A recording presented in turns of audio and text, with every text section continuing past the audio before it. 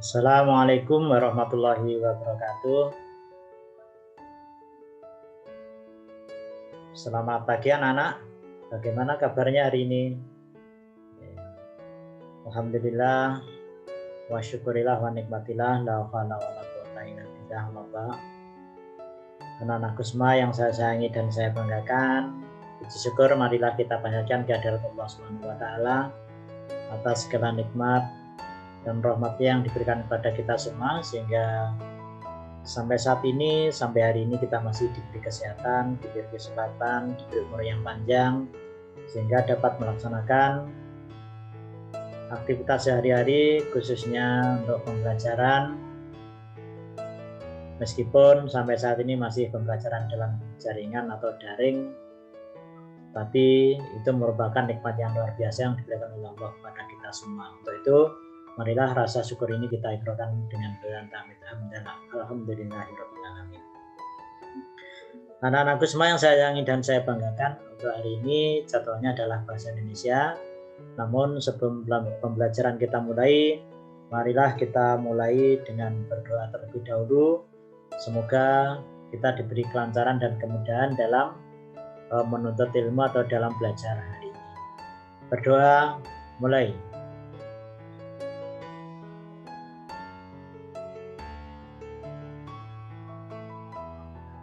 Selesai.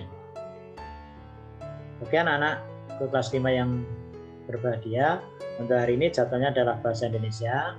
Kalau di bulan yang lalu kita belajar tentang teks eksplanasi. Nah, untuk hari ini kita akan membahas materi baru, yaitu tentang teks narasi. Nah, fokus kali ini adalah menggali informasi teks narasi sejarah. Apa itu teks narasi? Kalau kalian kan sudah kenal yang namanya teks deskripsi, teks eksplanasi ya. Sekarang kita belajar teks narasi. Gambarnya seperti ini. Ini ditampilkan teks proklamasi. Ini adalah merupakan salah satu contoh teks narasi ya. Oke. Pengertiannya, teks narasi itu adalah teks yang berisi rangkaian peristiwa dari waktu ke waktu yang dijabarkan dengan urutan awal, tengah, dan akhir. Jadi urutannya ada ya, rangkaian peristiwa ya. Jadi narasi itu adalah cerita. Biasanya disingkat cenar atau cerita narasi. Jadi narasi itu adalah sebuah cerita atau teks yang berisikan rangkaian peristiwa dari waktu ke waktu yang dijabarkan dengan urutan awal, tengah, dan akhir. Nah, khusus teks narasi sejarah itu adalah teks yang menceritakan fakta dan kehidupan masa lalu. Jadi sejarah itu hubungannya dengan masa lalu. Jadi teks narasi itu adalah rangkaian peristiwa, fakta, atau kehidupan masa lalu. Ya, ini ada gambarnya. Ini adalah gambar narasi. Narasi apa? Narasi sejarah bangsa Indonesia. Ini perjuangan meraih kemerdekaan. Oke.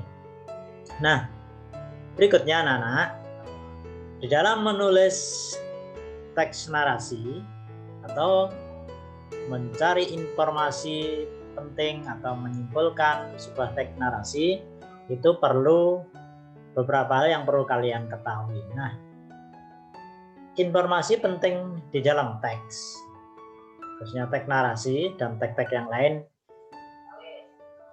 itu untuk memahaminya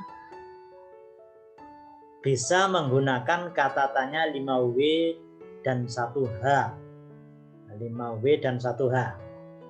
5W ini dalam bahasa Inggris ya, 5W dan 1H. Apa itu 5W dan 1H? W yang pertama itu adalah what. Apa? What itu artinya apa ya? Apa? What itu digunakan untuk menanyakan nama atau jenis peristiwa dalam sebuah teks atau dalam teks. Ini namanya pertanyaan ya, what. Kemudian W yang kedua adalah where atau di mana. Di mana? Di mana ini digunakan untuk menanyakan tempat terjadinya suatu peristiwa dalam teks. Tempat menanya.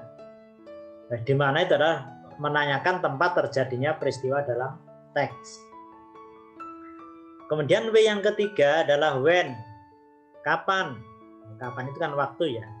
Ini digunakan untuk menanyakan waktu terjadinya peristiwa dalam teks. Kemudian anak-anak, W yang keempat itu adalah who, siapa.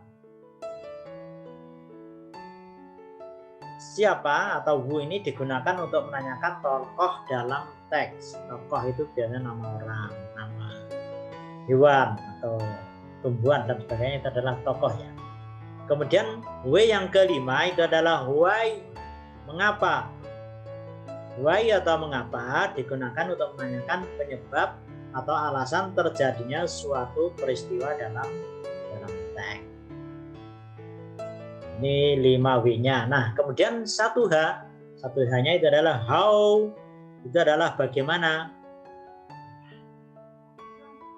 Bagaimana ini digunakan untuk menanyakan cara atau keadaan saat terjadinya peristiwa dalam sebuah teks. Nah, ini adalah informasi penting yang perlu kalian ketahui tentang sebuah teks. Ini ada rumusnya adalah 5W plus 1H. Ini 5W. What, where, when, how, why, dan how. Ini adalah rumus untuk mencari informasi penting dalam sebuah teks. Nah, anak-anakku semua yang saya sayangi, saya banggakan, berikut ini contoh teks narasi Sumpah Pemuda. Sudah tahu ya Sumpah Pemuda ya. Ini sudah kita pelajari mulai dari kelas 3 kalau tidak salah. Mulai kelas 3 sejarah ini sudah ada di pelajaran PKN atau mungkin IPS ya, PKN kalau kelas 3 kalau nggak salah. Nah, ini contoh teks narasi sejarah. Saya baca ya. Pada tahun 1908, rakyat Indonesia mulai memiliki kesadaran untuk bersatu melawan penjajah. Para pemuda di berbagai wilayah Indonesia mulai membentuk perkumpulan untuk menentang penjajah.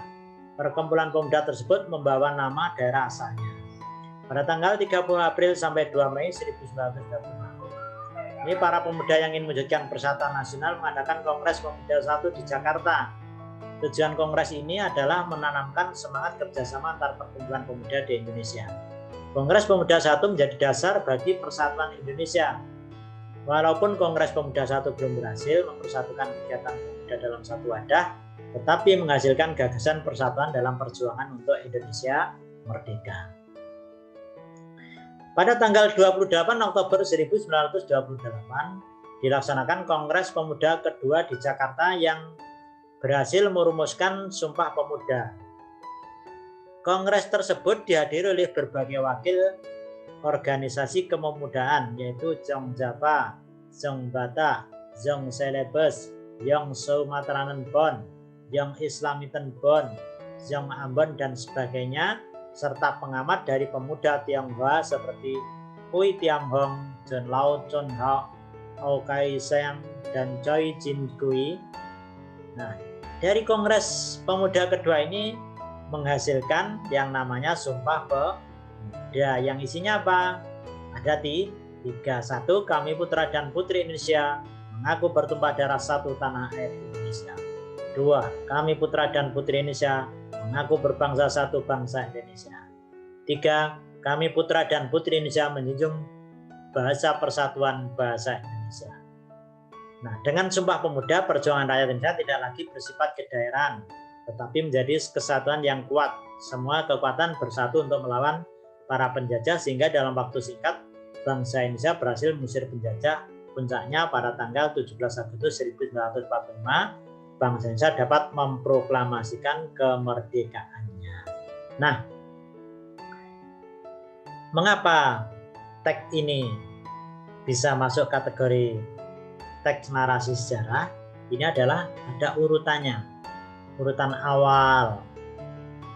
Sejarah bangsanya urutan awalnya ini dari tahun 1908, kemudian 1926, 1928, dan puncaknya adalah 17 Agustus 1945. Ini adalah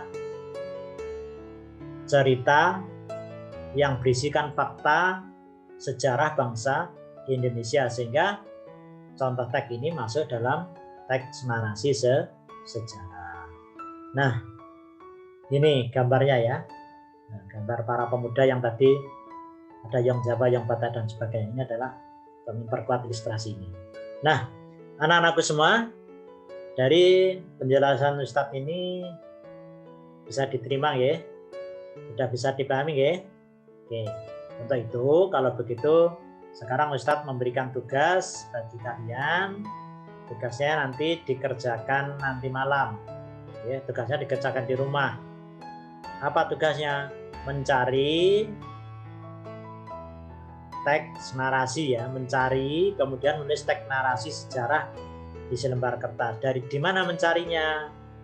Boleh mencari dari browser di Google, bisa mencari di Google, bisa mencari di buku tulisnya di bahasa Indonesia, di buku pegangan siswa, bukumu ya, buku bahasa Indonesia itu ada.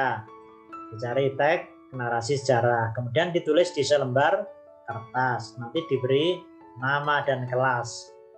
Kemudian nanti dikumpulkan hari Selasa minggu depan tanggal 9 Februari 2021 ke sekolah.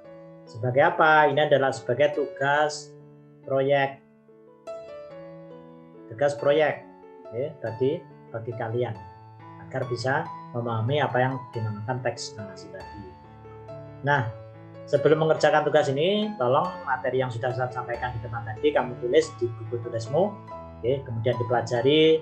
Nanti di tiap akhir pembelajaran bab 7, di akhir bab 7 nanti akan kita adakan ulangan penilaian harian yang kedua.